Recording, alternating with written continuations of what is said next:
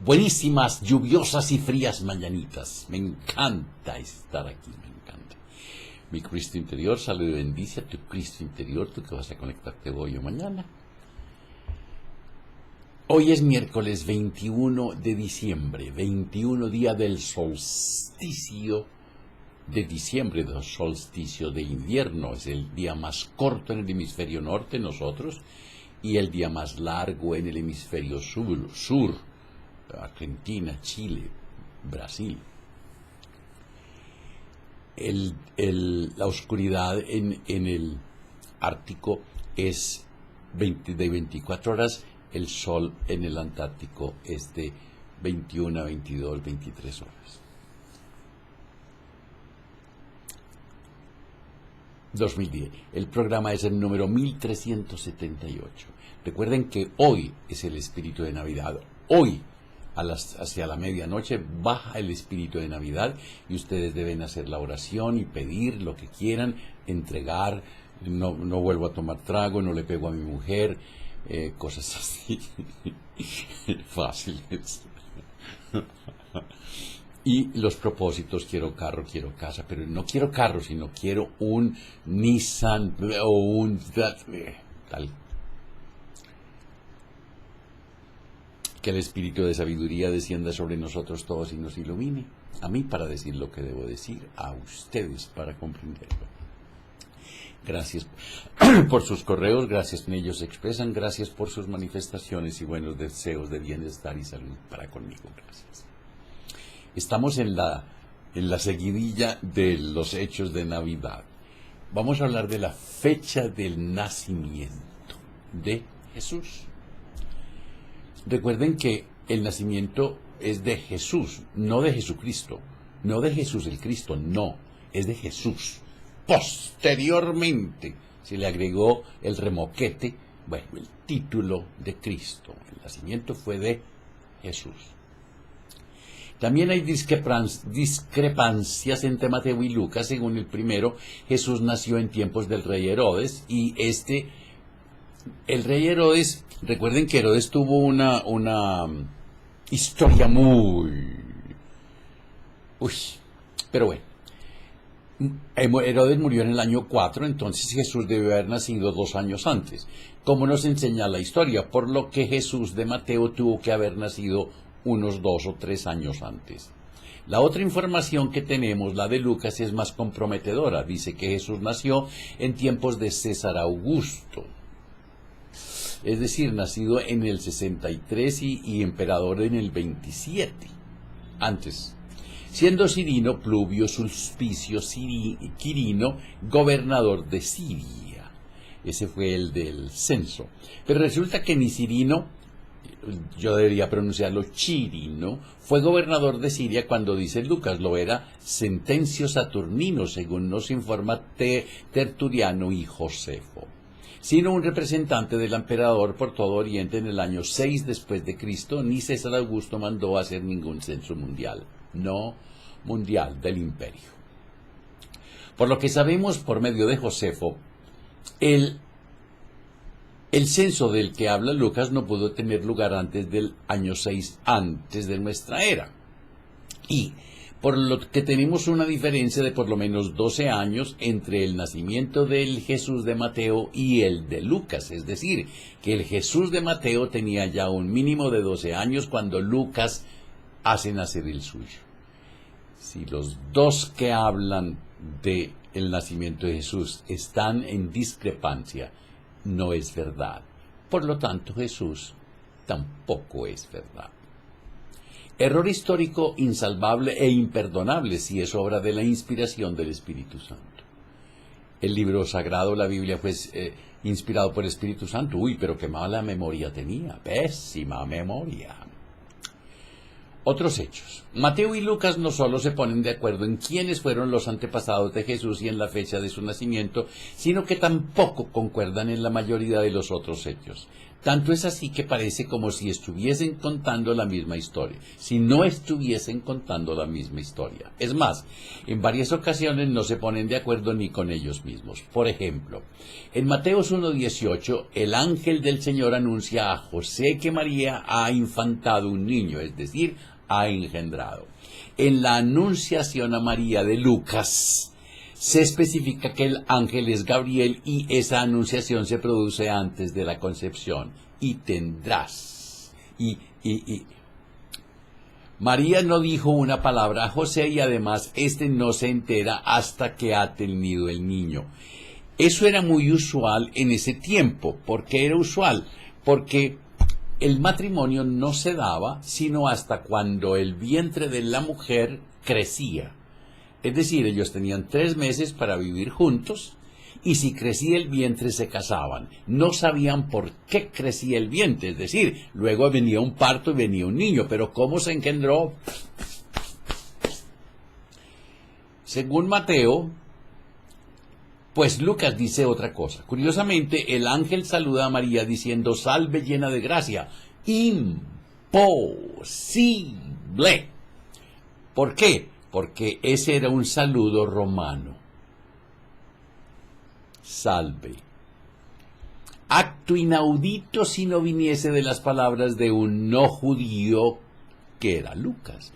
Pero Mateo, o que María recibiera ese saludo, jamás. Curiosamente, María se perturba por las palabras del ángel sobre la presencia de este, ni siquiera se extraña. Es decir, ay, tú me estás hablando, pero tú eres un ángel. ¡Un ángel! ¡Ay! Revoloteó por la ventana, entró aleteando. Mateo dice que José y María estaban desposados cuando nació el niño. Es probable, claro. Pero que no vivían juntos, a pesar de que la versión de Lucas se dice lo contrario. El niño nació cuando todos juntos en el pesebre, después de hacer el viaje de Nazaret a Belén, también todos juntos.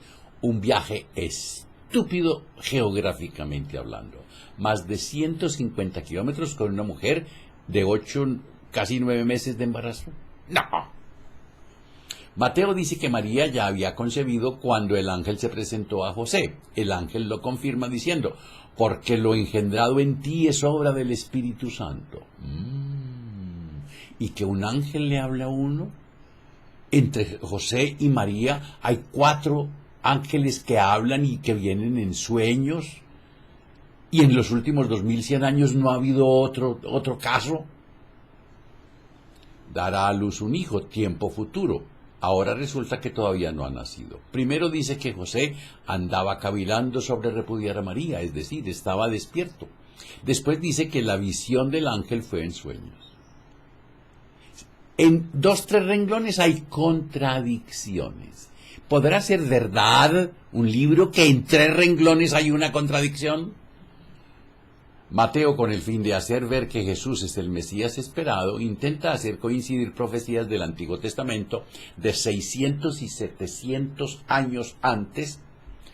Empieza con la profecía de Isaías, llamada la del Emanuel, diciendo que es profecía del nacimiento de Jesús de una madre virgen. Y le pondrás por nombre Emanuel. Y lo pusieron Jesús. La concepción virginal de María y que después de la misma continuase siendo virgen, naturalmente solo puede ser aceptada bajo el punto de vista de la fe. Ningún milagro puede contradecir a la naturaleza. Ningún milagro está por encima de la naturaleza.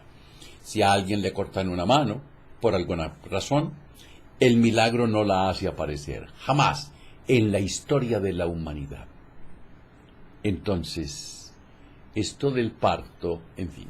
Hay que señalar que esta idea no es original como tantas otras. Los descubrimientos arqueológicos han demostrado que en la antigüedad ese hecho era corriente, aplicarlo de algún rey o personaje importante o cuando se quería que así fuese efectivamente. Multitud de personajes importantes, tanto históricos como ficticios, así como semidioses o dioses, nacen de vírgenes concebidas por el dios correspondiente. Ejemplo, Zoroastro. Krishna nació de la Virgen Devaki. Indra.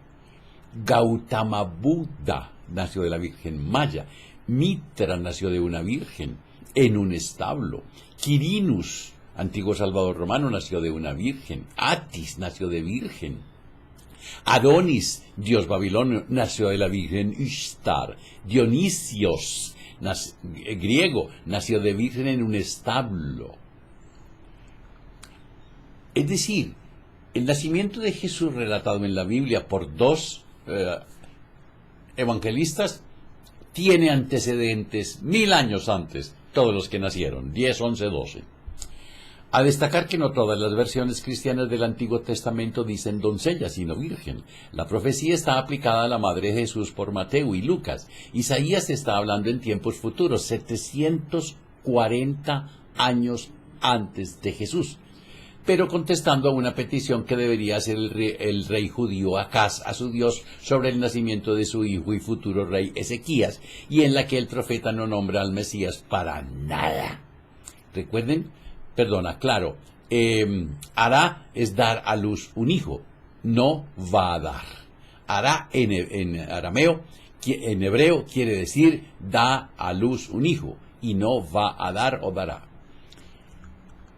Observemos que Isaías no dice en absoluto que después del parto habría de seguir siendo virgen, ni en los textos que pone virgen, ni en los que pone doncella.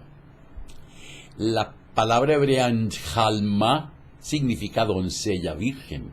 Claro, una doncella es virgen, porque doncella no ha conocido o tenido hombre. Lástima que tanto Mateo como Lucas ahora se ponen de acuerdo, dicen que María ya estaba casada con José cuando da a luz, por lo que la doncella o virgen de la que habla Isaías no puede ser María. La sentencia del ángel a José, le pondrás de nombre Jesús porque él salvará a su pueblo de sus pecados, no concuerda con la visión del Mesías anunciado. Este no tenía que venir a perdonar pecados, nada tenía que hacer con pecados, ni tenía que venir sino a implantar el reino de Yahvé y liberar a Israel del poder romano. El Mesías era el libertador del yugo imperial romano. Lucas, que no se ha dicho, cuenta otra historia. Dice que José se va a Belén a empadronarse, es decir, a responder un censo, pues viven en Nazaret, porque José era de la casa y familia de David, y ayer vimos que ni de sombras pertenecía a esa casta. Por las palabras de Lucas, no es creíble que Jesús naciese un 25 de diciembre, tradición aceptada por diversas iglesias y que está tomada, al igual que otros datos que se indican a continuación, del mito de Mitra. En efecto, o según la leyenda muy anterior a Jesús, el dios persa Mitra, asimilado por las legiones romanas y llamado a ser uno de los más importantes dentro del imperio, había nacido el 25 de diciembre, día del solsticio de invierno. El solsticio de invierno es siempre y ha sido el 21. Por eso hay 3 días de oscuridad, el 22, 23 y 24. En una gruta y a través de acontecimientos maravillosos, hijo del Dios Supremo Ahura Mazda y una virgen mortal, vino al mundo a salvar la humanidad, siendo sacrificado por ella, resucitando, bajando a los infiernos y anunciando que volvería. La Biblia copió este relato exactamente igual. Hacer ver de nuevo que los hechos extraordinarios que se narran no son originales y no solo se pueden encontrar en la leyenda de Mitra. Mitríades, Julio César, Buda, Krishna, Lao Tse, Rómulo y Remo nacieron de forma extraordinaria, o su nacimiento fue envuelto también en portentos y datos parecidos o iguales. Era necesario que para hacer importante a un personaje le dieran un nacimiento virginal o extraordinario. Mateo dice que con el nacimiento de Jesús en Belén se cumple la profecía de Miqueas, no, no y no, según la cual el Mesías tiene que nacer en una población de Judá. Sin embargo, leyendo el texto de Miqueas vemos fácilmente que sus palabras no las cumple Jesús, a pesar de haber nacido en Belén. Miqueas dice, y a mí me gusta, pero tú, Belén Efratá, aunque eres pequeña entre los clanes de Judá, de ti me ha de salir el que ha de dominar en Israel. Ellos vivirán seguros, porque entonces se extenderá su poder hasta los confines de la tierra. Eso escribió Miqueas unos 700 años antes. Es decir, la llegada de ese Mesías implicaba necesariamente el dominio y poderío de Israel, es decir, un hombre fuerte, un hombre de espada, un hombre de escudo, montado a caballo a horcajadas, no de lado. Después su poder por todo el orbe, pero cuando dominó Jesús a Israel, cuando sus seguidores, cuando extendió Jesús su poder hasta los confines de la tierra, cuando sus seguidores vivieron seguros los israelitas en tiempos de Jesús o estuvieron dominados por los romanos. Jesús murió en tiempo romano en una cruz que no era propiamente romana porque ya había existido en Siria, pero Damasco, pero la habían asimilado los romanos a su mayor tormento. ¿Por qué no va Herodes a ver al niño una vez sabe dónde ha nacido? Ahora, ¿qué es eso de que los magos fueron a preguntarle a Herodes en una ciudad de 100.000, 150.000 habitantes donde había nacido un niño? ¿Y cómo se enteraron los magos que era el rey de los judíos? ¿A qué horas? La tradición según la cual los magos se postran ante Jesús en un pesebre es errónea según la Escritura. Asimismo, todos los belenes están mal montados. Es en Lucas donde se habla de un pesebre y ahí no se dice nada de ningún mago. El pesebre lo dice Lucas y los magos los trae Mateo. Y la historia y nosotros los juntamos. Comprobado pues que la llamada tradición comete errores, y se ha cometido uno, por cierto. Esa misma tradición habla de 3 reyes, pero Mateo no informa de su número, ni del color de piel de cada uno de ellos, ni de sus nombres. Hay hasta 12 magos, mañana hablaremos de eso. Y qué tan viejos y qué colores tenían. Sí. Y solo después del regreso se van a Nazaret, no a Belén. Es decir, hay tantas incongruencias en el relato, tantas inexactitudes, que es de ilusos creerlo. No. La solución que dan algunos en el sentido de que ya no hacía falta nombrarlos, pues ya los había transcrito el otro evangelista, no parece seria. Se podría preguntar el por qué entonces dan a conocer Lucas y Mateo otros hechos que ya había dado a conocer el otro, ni resuelve el problema del silencio de unos historiadores que lo anotan todo y no dicen ni una palabra. Por otra parte, la profecía a la que hace alusión Mateo no parece ser otra que una interpretación partidista, la de Oseas. Oseas dice: cuando Israel era niño lo amé y de Egipto llamé a mi hijo. Cuando más lo llamaba yo, más se apartaba de mí. Sacrificaban a los Baales y quemaban incienso a los ídolos. Es decir, llamar eso profecía es un poquitico arriesgado. O se prefiere que desde un principio haya mártires, o es que simplemente lo consiente para que se cumplan unas profecías que para colmo no concuerdan con los hechos, las mencionadas antes, y la otra pretensión de Mateo de hacer coincidir esta matanza, la de los niños, con lo que había dicho Jeremías Es penosa la manera en que se narra la vuelta de Egipto y que en realidad no es más que un intento de justificación para poder decir que el Jesús de Mateo vivió en Nazaret. Un ángel del Señor dice a José que ya se pueden ir, han muerto los que atentaban contra la vida del niño. Las visitas de ángeles en sueños son numerosas en el nacimiento de Jesús y alrededor de Jesús. ¿No les parece muy raro? Ningún otro libro del mundo trae ángeles a hablar. En Lucas tenemos una de las demostraciones más claras de que Jesús no era el Mesías, a pesar de que se trata de la misma transcripción. Este será grande y será llamado Hijo del Altísimo, dice Lucas. Pero es que es muy raro cómo Y el Señor Dios le dará el trono de David. Su padre reinará por los siglos en la casa de Jacob, y su reinado no tendrá fin. ¿De verdad cree alguien que todo eso se cumplió en la persona de Jesús? Por favor, la historia nos enseña que no. Es por lo menos curioso cómo los pastores que van a ver a Jesús y todos los que lo oyeron, según Lucas, después de quedarse admirados y dar gloria y alabanzas a Dios tras lo que habían visto y oído, no se acuerdan más de todos esos grandes acontecimientos. Así como también es curioso que no vieran la estrella de la que habla Mateo ni se toparan con los magos.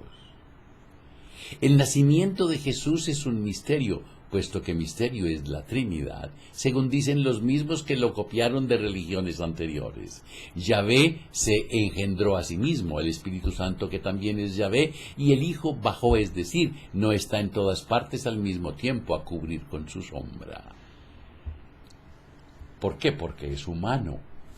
A una virgen de Palestina para que quedase encinta de sí mismo. No se entiende tampoco el por qué, si los tres son uno, cada uno de ellos tiene que hacer cometidos diferentes. Difícilmente se puede encontrar tantas inconcordancias y puntos oscuros en tan pocos capítulos, 2 de Mateo y partes de 2 de Lucas. Pero lo más grave es que se está hablando del nacimiento del mismísimo Jesús y de los únicos evangelistas que narran estos hechos. De los 4 evangelistas, solamente 2 hablan de Jesús, del nacimiento. ¿Qué opinan? Ahí les doy esas pildoritas. Lo importante es que tengan en cuenta de que esos escritos fueron escritos de relatos oídos, Se me ocurre comentarles algo. De los historiadores del tiempo de Jesús y posteriores, solamente uno, llamado Flavio Josefo, es el único que hace una mención a Jesús en 2 párrafos, no más de 6 renglones, en alguno de sus escritos.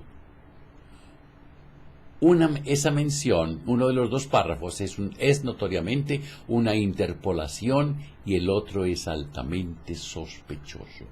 Es decir, pudo haber sido incluido en el año 400 o 500 o 600 por alguien muy interesado,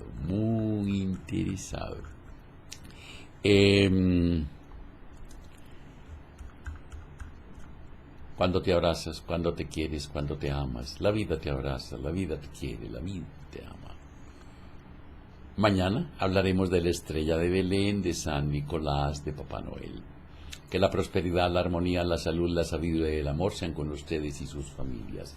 Les recuerdo que hoy es 21 de diciembre.